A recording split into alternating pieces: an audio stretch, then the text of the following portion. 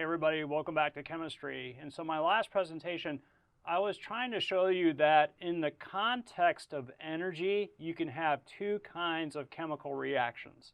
One kind of chemical reaction is when it goes from reactants to products, it releases energy in the form of heat into the environment. Now, another kind of chemical reaction is when it goes from reactants to products, it actually absorbs energy from the environment. And so what we're going to do now is we're going to take that idea and actually do some calculations. So eventually we're going to try to get to a point where we'll be looking at a chemical reaction and we'll be given, say, the mass of reactant. And then we will have to figure out exactly how much energy is released or absorbed when that reactant becomes the product. And so I need to show you how to do that. So this is actually not too difficult. This is just an extension of dimensional analysis. And so let's go ahead and try to get started on that. So if I can increase the slide. Okay, so first let me talk about what a thermochemical equation is. And so I have a definition here. A thermochemical equation is a regular balanced equation that also mentions the change of enthalpy for that particular reaction on the same line. And so I have this nice example here. This equation describes the combustion reaction of propane. So here C3H8 is a propane molecule and it's reacting with oxygen in the atmosphere. And when those reactants react, you get these products, which are carbon dioxide and water. So on the same line as this balanced chemical equation, we see an energy term. We know that this is an energy term because the units here are units of energy. It is kilojoules. And so this energy term tells you what the change of enthalpy is for this reaction. So one important thing is we can associate the enthalpy change with the number of moles of reactants or products in the reaction as you see written in the equation. For example, here again is exactly the same equation. Here I'm kind of highlighting one of the reactants, propane in purple, and the other reactant, oxygen, in blue. And so what I want to show you is that what we can do is using these equations, we can write out fractions that associate changes of enthalpy with the moles of the reactants or products. And so let me show you how you do this. So here we have, again, the change of enthalpy of the reaction as it's written. And so if that's the case, this is the change of enthalpy that is associated with 1 mole of propane reacting. And so we can write out two fractions to express this. We can write out the change of enthalpy in the numerator and then 1 mole of propane, C3H8, in the denominator, or you can write the reverse fraction, which is 1 mole propane in the numerator, and that change of enthalpy in the denominator. But you don't necessarily have to associate this change of enthalpy with that reactant. You can do it with this other reactant, which is oxygen, but here, this is the change of enthalpy that's associated with 5 moles of oxygen. And so here are the fractions that can be written, and just importantly, they're very similar to the ones you just saw, but this time you can see that their energy is associated not with 1 mole of oxygen, but with 5 moles of oxygen, because that's the number you see in front of the formula. Now, a question I ask is, can we associate this change of enthalpy with products? And the answer is yes. So let me show you how you do this. What we can do is associate the change of enthalpy with, say here, the 3 moles of carbon dioxide. And so if you wanted to, you could write out two fractions. And so maybe the first fraction will have this change of enthalpy in the numerator, and then in the denominator, it's going to be 3 mole of carbon dioxide. And then if you wanted to, you could write the inverse fraction, which is 3 mole of carbon dioxide over this change of enthalpy, which is negative 2044 kilojoules. Not only can you do this for carbon dioxide, but you can also do it for the other product, which is water. So you can write two fractions for water, and as you can see, I'm having a little trouble holding my pen. So I'm just wanting you to imagine here what those fractions might be. One fraction might have 4 moles of water over the change of enthalpy, and the other fraction might be the change of enthalpy, which is negative 2044 kilojoules, over 4 moles of water. And so those fractions can be very helpful in solving problems. Here is another example of a thermochemical equation. And so in this case, this is the burning of natural gas. Natural gas is usually methane, which has the formula CH4. It's a combustion reaction, which means it'll react with oxygen and produce carbon dioxide and water. And I want you to notice that this equation is balanced. And the way we know that is that we have coefficients in front of these formulas.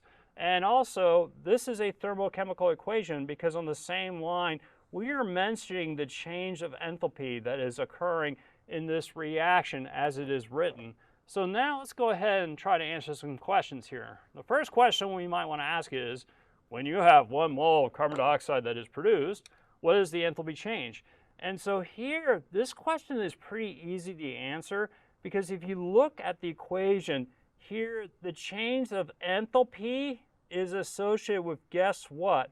1 mole of carbon dioxide. So we know the answer.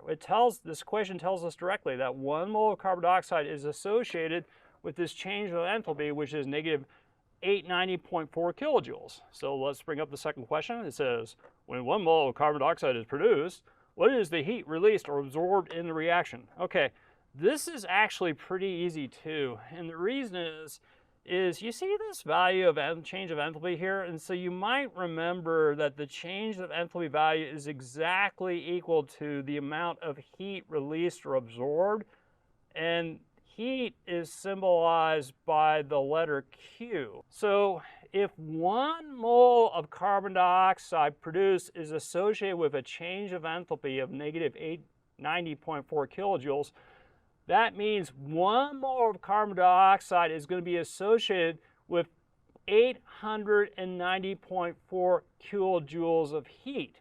Now notice the sign here in the answer. The sign is the same as the change of enthalpy. The change of enthalpy, it was negative, and so in Q it's also negative. That tells you whether this heat, which is associated with this reaction, is this heat that is being released as the reaction goes. In other words, is it an exothermic reaction, or is this heat that is being absorbed as the reaction goes? In other words, is it an endothermic reaction? And so which one is it? Well, the negative sign will tell you that it is an exothermic reaction. So this is the value of heat released here into the environment when this reaction goes as written. So the next question is, when 2.5 moles of oxygen reacts with an excess of methane, what is the enthalpy change? Okay, so what we were doing before is we were associating this enthalpy change with carbon dioxide. But in question 3, we're not doing that anymore. We're associating it with oxygen. And so what we hope is that maybe what they're wanting to know is what is the enthalpy change for this reaction when you have exactly 2 moles of oxygen reacting, but that's not the case. Instead, they want to know the enthalpy change when you have 2.5 moles of oxygen reacting. So that's going to require a bit of calculation. And so it's actually not too difficult. The way you can solve this problem is by using dimensional analysis, which is also called the factor label method. And so here's the equation again, and just let me point out that this change of enthalpy of the reaction here is associated with 2 moles of oxygen. And so what do we do to solve the problem? So we want to find the enthalpy change that is associated not with 2 moles of oxygen, we want to find it associated with 2.5 moles of oxygen. That was the question. So how do we do that? Well, again, what we can do is we can imagine 2 fractions. One fraction will have kilojoules over moles oxygen, and the other fraction will have moles oxygen over kilojoules. And so I think the one you want to pick is the one here where the moles oxygen here cancels out with the moles oxygen there. So kilojoules needs to be in the numerator. So what do we put as values here for kilojoules and moles oxygen? So we just include the fact that we know that negative 890.4 kilojoules of enthalpy change is associated here with 2 moles of oxygen. And so if you do the math, which is 2.5 times 890.4, include the negative sign, divide by 2, the answer you should get is negative 1,100 kilojoules. And again, that is going to be the change of enthalpy or heat associated when you react 2.5 moles of oxygen with this equation. Okay, so now I want to move on to more complicated problems. What mass of natural gas, and we're given a molar mass for it, that could be useful, must burn to produce 267 kilojoules of heat? So if I can reduce the slide. Okay, so this problem isn't too difficult to solve. So let's first figure out what we have and what we're trying to get. And so what we have is we're told how much heat needs to be produced. And so the heat that needs to be produced is 267 kilojoules. So that is the heat that needs to be produced. And then what we're trying to do is we have to figure out what mass of methane is required to produce this amount of heat. And so at the very end of this problem, what we're trying to figure out is the mass in grams of methane. So I'll write that down here so you can see it. The mass in grams of methane. Okay, so how do we go about solving this problem? It's actually not so difficult to solve. And so maybe what your goal may be is to take this kilojoules and in some fashion convert this to moles of methane. And then finally, the last step isn't so bad, to convert moles of methane into grams of methane. Okay, so maybe the first part is a little bit tricky, how to get kilojoules into moles of methane. One of the things we can see is that this is a thermochemical equation, and if you look carefully at that equation, you will see that the change of enthalpy that you're seeing there, which is negative 802.3 kilojoules, is associated with 1 mole of methane. Now that change of enthalpy also is the heat absorbed or released when you react 1 mole of methane. Now the negative sign actually tells you a little bit about that heat. It tells you that this is going to be heat that is released by this reaction. So this is an exothermic reaction. But what we want to do is we want to get kilojoules into moles of methane. And so here we can write 2 fractions. And so one fraction will have that change of enthalpy, which is the heat, on the numerator, negative 802.3 kilojoules, over the moles of methane. If you look carefully at that reaction, it's 1 mole of methane that's reacting, so it's over 1 mole of methane. And then maybe another fraction you can think of is the reverse fraction. So it's 1 mole of methane over negative 802.3 kilojoules. So let's go ahead and take the kilojoules here and get this into moles of methane. And so here, it looks like I want to use the second fraction. It's going to be times 1 mole of methane over negative 802.3 kilojoules. And so you can sort of see at this point is that the kilojoules will cancel out, and now we're left with an answer in moles of methane. And so the final step is to take moles of methane into grams of methane. And I think at this point you know that you need to know what the molar mass of methane is. And so it could be given to you like it is in this problem. And so it says there the molar mass is 16.04. So let's think about what that means. What that means is if you have 1 mole of methane, you have 16.04 grams of methane. And so you can think of 2 fractions, 1 mole of methane over 16.04 grams, or 16.04 grams of methane. Put that here like this. There we go. Over one mole of methane. And so what is the fraction we need to get moles cancel out to get an answer in grams? We want this one. So it's going to be times 16.04 grams of methane over 1 mole of methane. And so here what we can see is that the moles of methane cancels out. We have here what appears to be an answer, and it's going to be in grams of methane. That will be carried through. And so if you do the math, 267 times 16.04 divided by negative 802.3 divided by 1, you will get the number 5.34. Now, here's the thing. When you do the math, you'll get a negative sign. But think about this. Is it possible for a mass of something to have a negative value? And the answer is no. So you sort of have to look at the problem and ask yourself, can this answer have a sign? And if it's mass, it cannot have a sign. So we just drop the negative sign, and that should be the answer. Okay, so let's move on to the next problem, if I can increase the slide. So the question reads as follows. The main engines of the space shuttle burn liquid hydrogen to produce water. How much heat is associated with this process if 1.32 times 10 to the 5 kilograms of liquid hydrogen is burned? So if I can reduce the slide.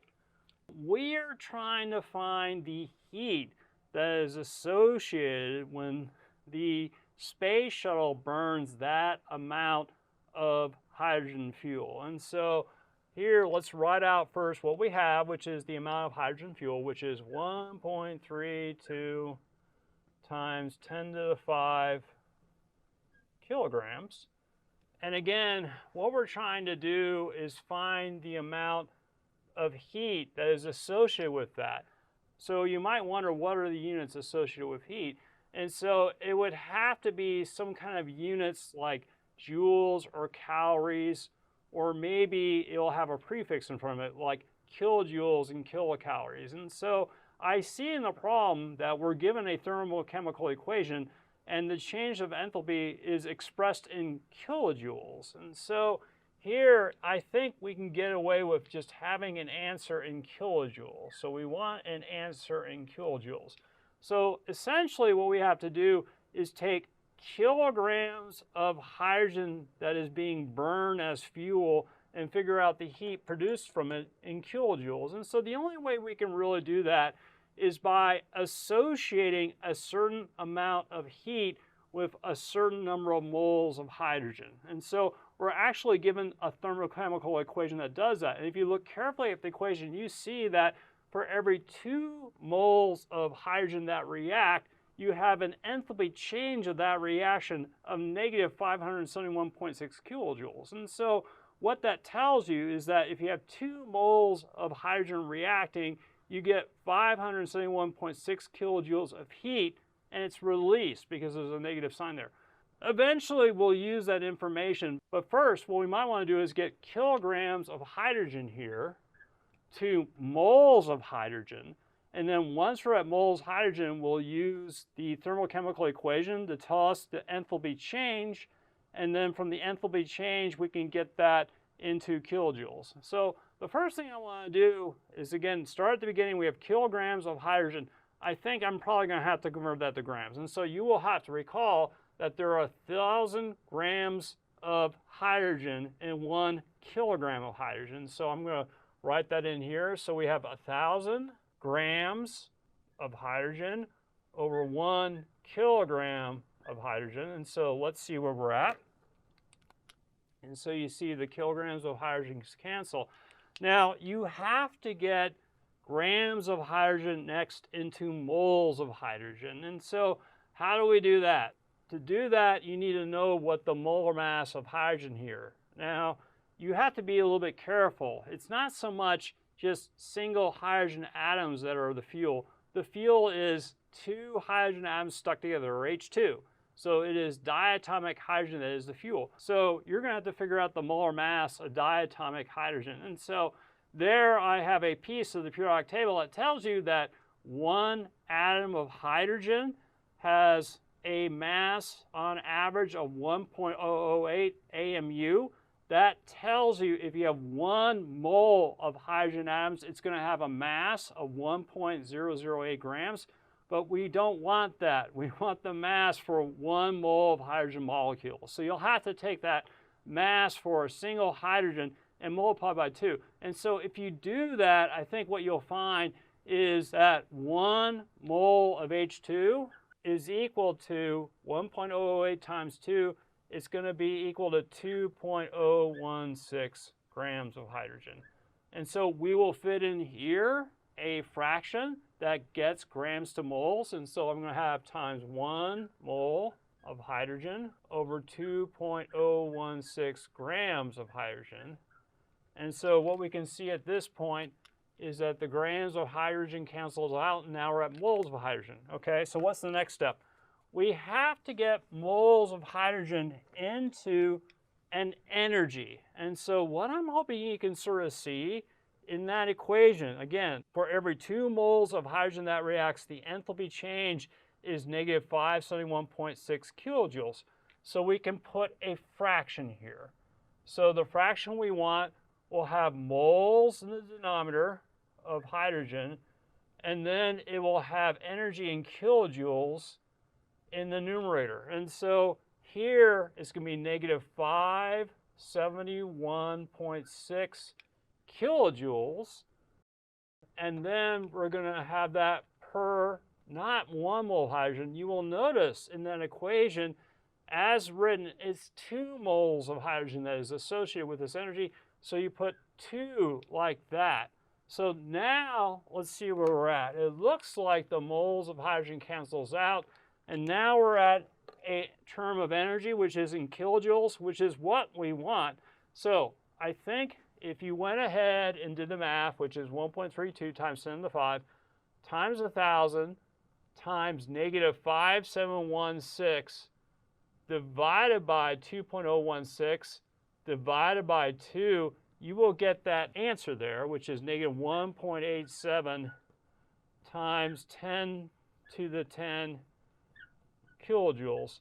And also, the sign makes sense, right? Because you're releasing heat into the environment when you burn hydrogen gas as fuel.